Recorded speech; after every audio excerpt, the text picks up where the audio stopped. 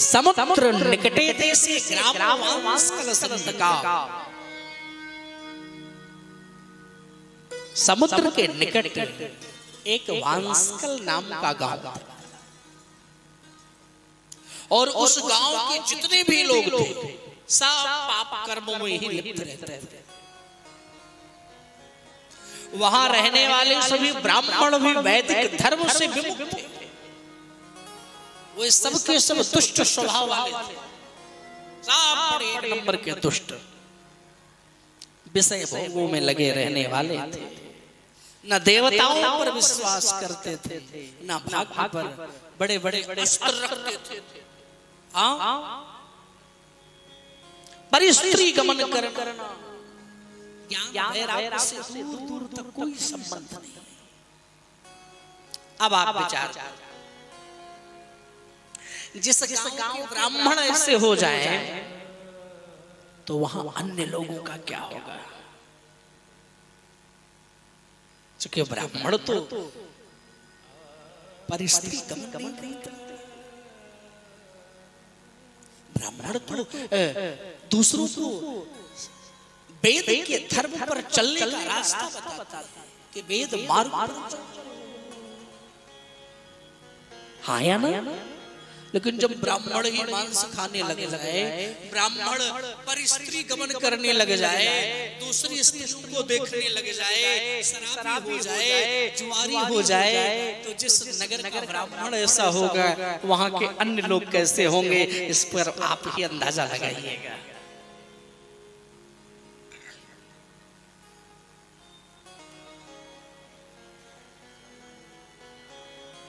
सब के सब कुत्सित कार में पड़े रहे। अच्छा, वहां स्त्रियां भी जो थी ना, वो भी कुटिल स्वभाव वाली, स्वेच्छाचारिणी, व्यभिचारिणी, वो भी ठीक नहीं थी। सूत जी कहते हैं कि एवं क्वचन स्वासी ग्रामे वांस्कल संगीते तत्रेको बिंदुगोना विप्र आसीन महाधम। दुष्टों के निवास स्थान उस वांस्कल नाम ग्राम में किसी समय एक बिंदुक नामधारी ब्राह्मण रहता था। अच्छा, कितना सुंदर भाव देते हैं कि नामधारी, यानी केवल नाम का ब्राह्मण। जैसे कुछ ब्राह्मण होते नहीं, अगर उनको भोजन पर बुलाओ तो ढूंढते हैं कि हमारा पवित्र, मीनिंग हमारा जानवा कहाँ गया। जनेऊ को आपके मराठी भाषा में क्या बोलते हैं? जानवा। तो तब ढूंढते हैं कि हमारा जानवा कहाँ गया। कुछ ब्राह्मण होते नहीं, सोशल मीडिया पर दुनिया भर का बात लिखेंगे कि ब्राह्मण के लिए ये, ब्राह्मण के लिए वो, ब्राह्मण के लिए ये। और उनको भी अगर चेक किया जाए तो उनके शरीर पर कभी जनेऊ यज्ञोपवीत नहीं रहता। वो जानते ही नहीं कि ब्राह्मण का अर्थ क्या हुआ, और बड़ी बड़ी बातें सोशल मीडिया पर करेंगे। हम उनके वंशज हैं, हम उनके वंशज हैं, हम ब्राह्मण हैं। अरे ऐसे ब्राह्मण से तो अन्य वर्ण के लोग ठीक हैं कि भला भगवान के चरण में जाते हैं, मैं तो उनको प्रणाम करता हूँ। अन्य वर्णों को, अरे भाई हमको जो समय मिला उस समय हम जाकर के भगवान का स्तवन पूजन पाठ कर।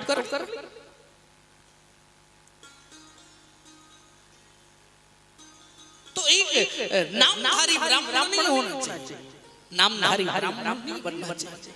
और बिंदु को नामधारी ब्राह्मण था।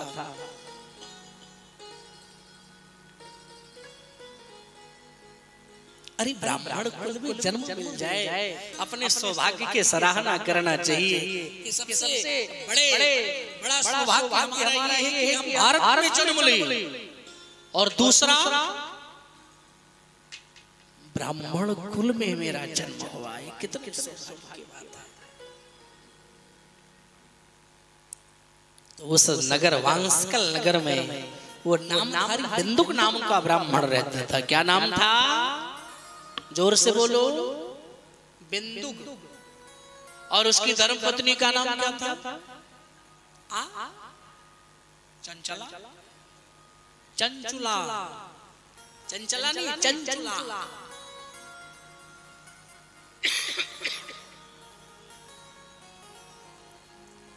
चंचुला बहुत ही सुंदर धर्म के मार्ग पर चलने वाली थी। एक वही स्त्री थी उस नगर में जो धर्म के मार्ग पर चलने वाली चंचुला। लेकिन उसका दुष्ट पति जो बिंदुक था वो अपनी पत्नी को छोड़कर वो भी वैसा गमन करता था। वो दूसरी स्त्रियों के पीछे भागा रहता था। इस प्रकार के बुरे कर्म में लगे हुए जब बिंदुक को बहुत वर्ष बीत गए, तब उसकी पत्नी भी आगे चल करके धर्म भ्रष्ट होने लगी। उसने सोच लिया ये सुधरने वाले नहीं हैं, और अगर हम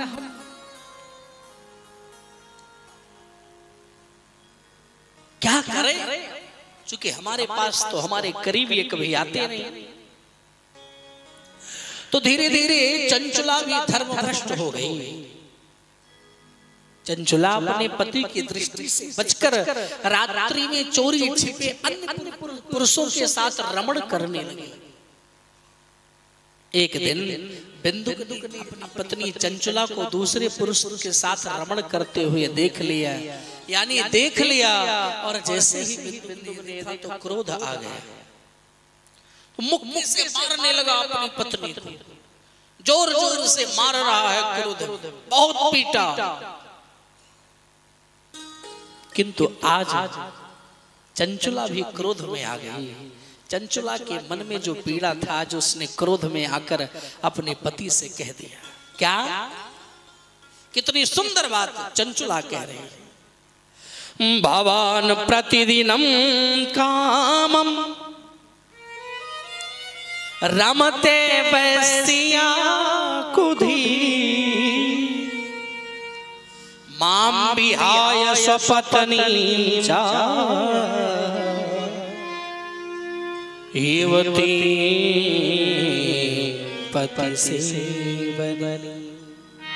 आप प्रतिदिन अपनी पत्नी को छोड़कर वैश्याओं के साथ रमण करते हैं। अरे मैं आपकी धर्म पत्नी हूँ, और उस पर भी मैं नव युवती, अहम महारूपवती नव एवं बिहवला कथम सहे काम दुखम तव संगम में नर्धति। मैं परम सुंदरी हूं, नव यौवन हूं, नव यौवन के मद में चूर। भला आप ही बताओ, आपके बिना मैं इस काम जन्य दुख को कैसे सहूं? मैं नहीं सह सकती महाराज। चंचुला की बात सुनते ही बिंदुक का क्रोध शांत हो गया, और बिंदुक ने कहा, हे चंचुले, मुझे तुम्हारे इस कार्य से कोई आपत्ति नहीं, कोई आपत्ति नहीं है। देखो कितना नीचे गिरता जा रहा है बिंदुक, कह रहा है तुम्हारे काम से मुझे कोई आपत्ति नहीं है। जैसे मैं वैश्याओं के संग करता हूं, ऐसे ही तुम भी पर पुरुषों के संग किया, लेकिन इसके बदले उनसे खूब ढेर सारा धन लिया करो। राम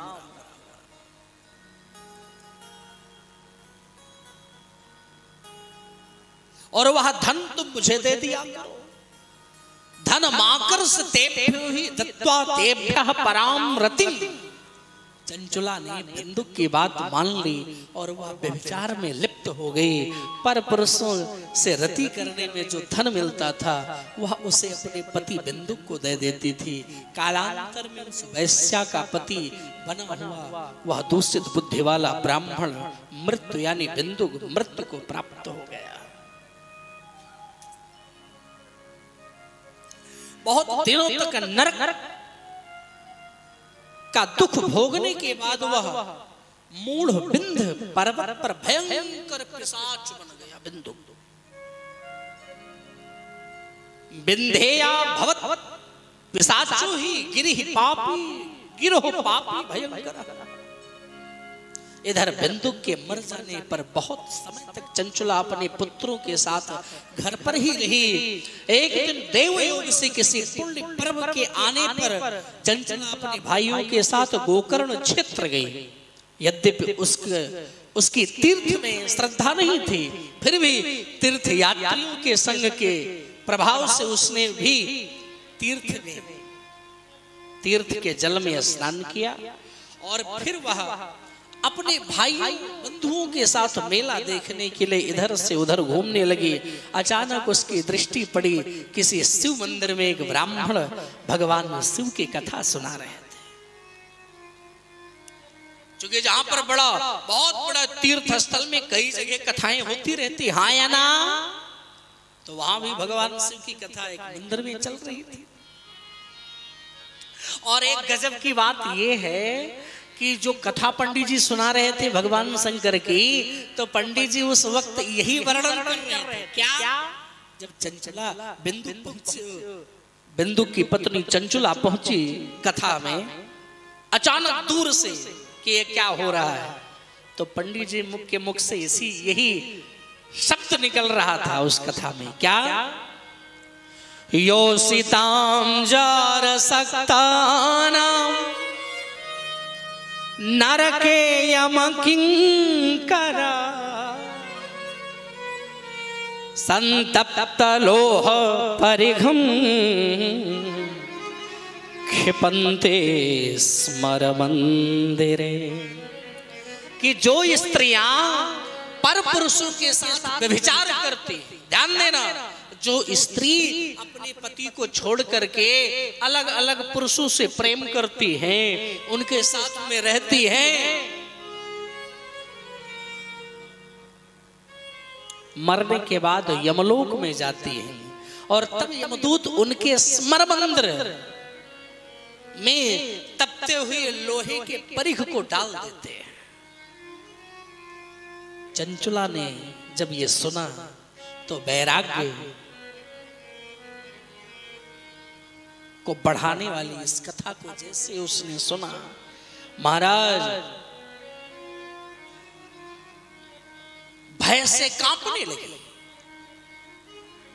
जब सभी श्रोता कथा सुनकर चले गए, तब चंचुला रोती हुई आई और पंडित जी के पास आई और ब्राह्मण से कहने लगी, हे ब्रह्माण, त्वां स्त्रणव सद्व्रत मजानन्त्यः स्वधर्मकम् स्तुत्वा मामुद्धर स्वामिन् कृपां कृत्वा तुलामपि।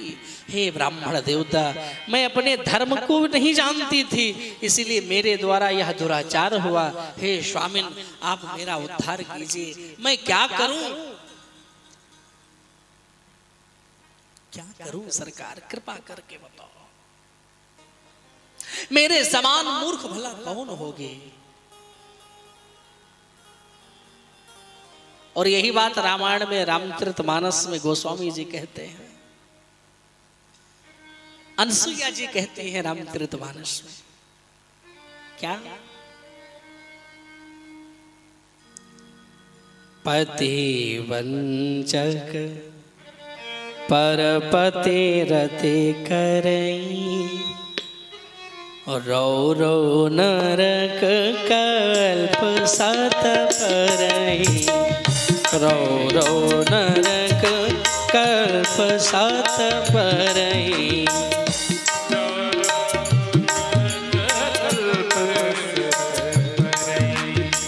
क्षण सुख लागी जन्म सत कोटि। क्षण सुख लागी जन्म सत कोटि। क्षण सुख लागी जन्म सत कोटि। दुख न समुझते सम को खोटी। दुख न समुझते सम को खोटी।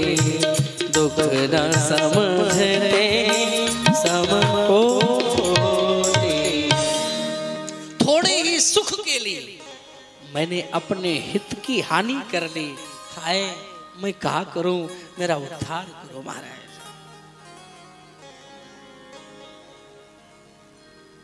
मुझे नरक के घोर कष्ट को सहना पड़ेगा, मेरा कल्याण करो।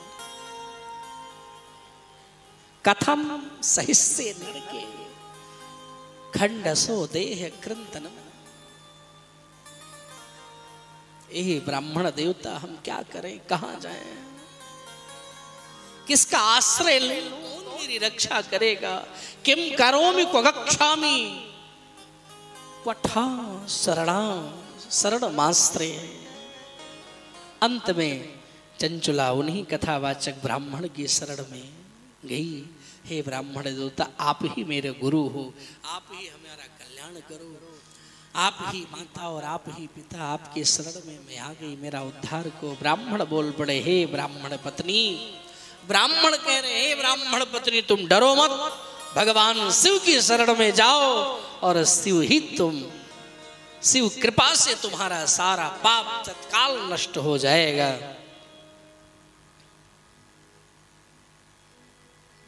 ब्राह्मण धन्य है। वास्तव में ब्राह्मण जैसा दयावान, ब्राह्मण जैसा कृपावान हमने किसी को देखा नहीं। मैं ये मत सोचना कि हम ब्राह्मण इसीलिए ब्राह्मणों की प्रशंसा कर रहे हैं। ब्राह्मण वास्तव में दयावान होते। ब्राह्मण से अगर कोई लड़ाई भी करे, झगड़ा भी करे, तो आपसे लड़ेंगे नहीं, झगड़ेंगे नहीं।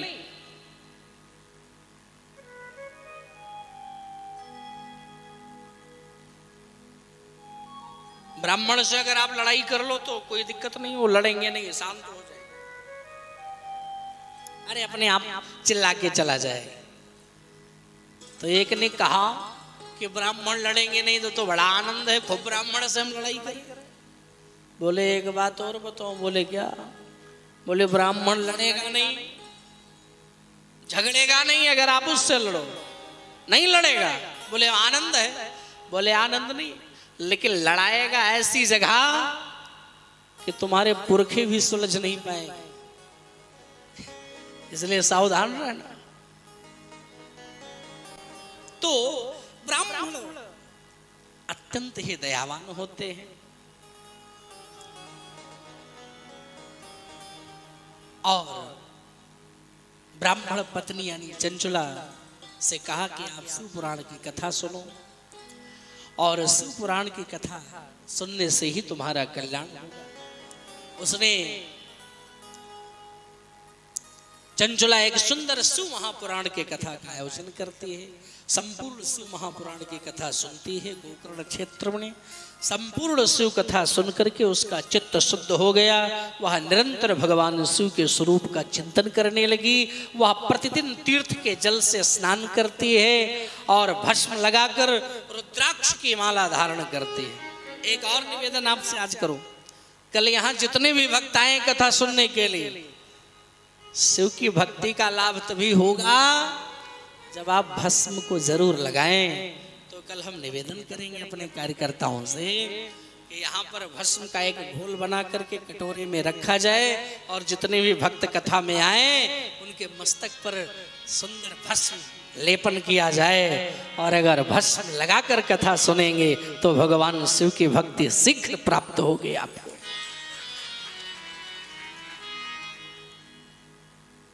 सुंदर तरीके से भगवान के भक्ति में मस्त है। और इधर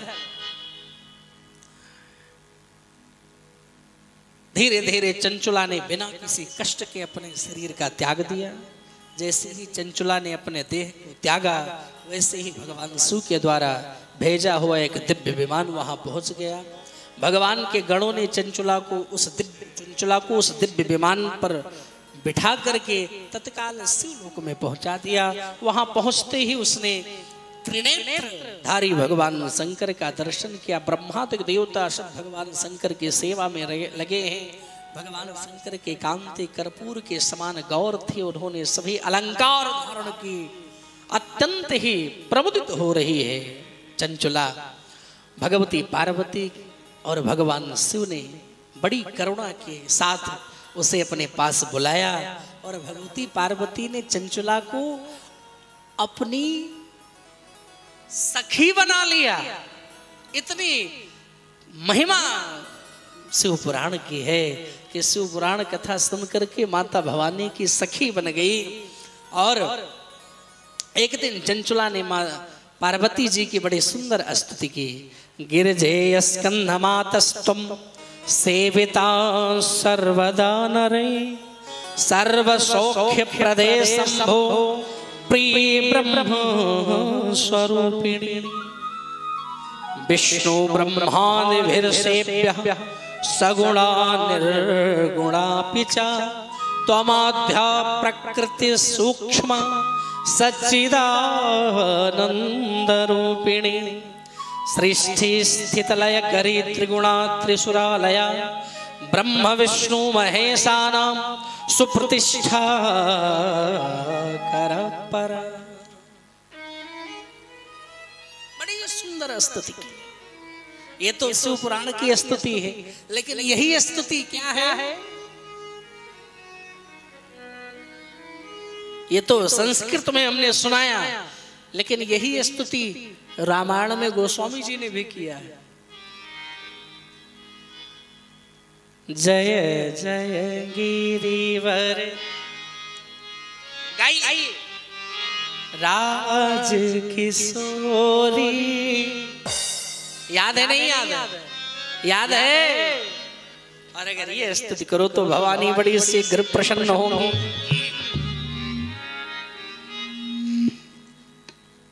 जय जय गिरिवर राज किशोरी जय महेश मुख चंद्र चकोरी जय जय गिरिवर जय जय गिरिवर राज किशोरी जय महेश मुख चंद्र चकोरी जय महेश मुख चंद्र चकोरी जय गजवादन सदानन माता जय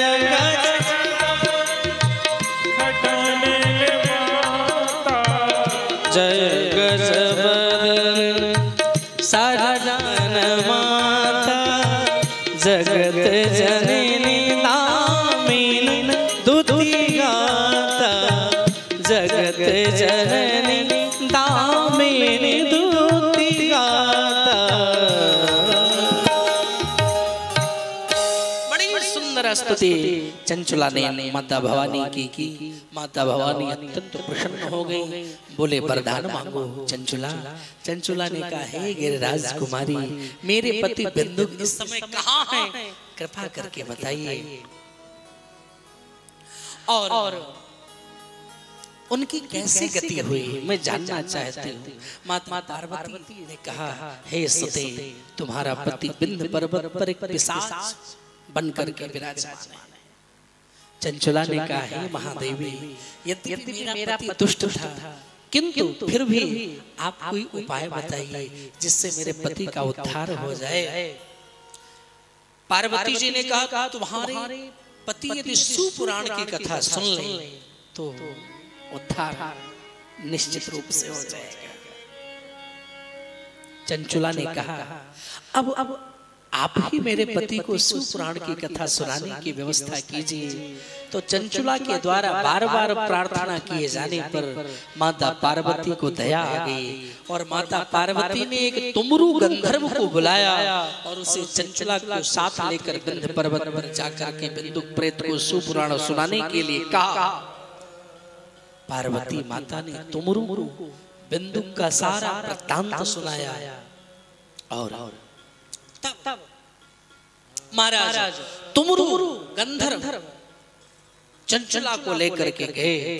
बोले पहले वैसे तो कथा पिशाच है सुनने वाला नहीं, क्योंकि कथा था वही नहीं सुनते हैं। कौन?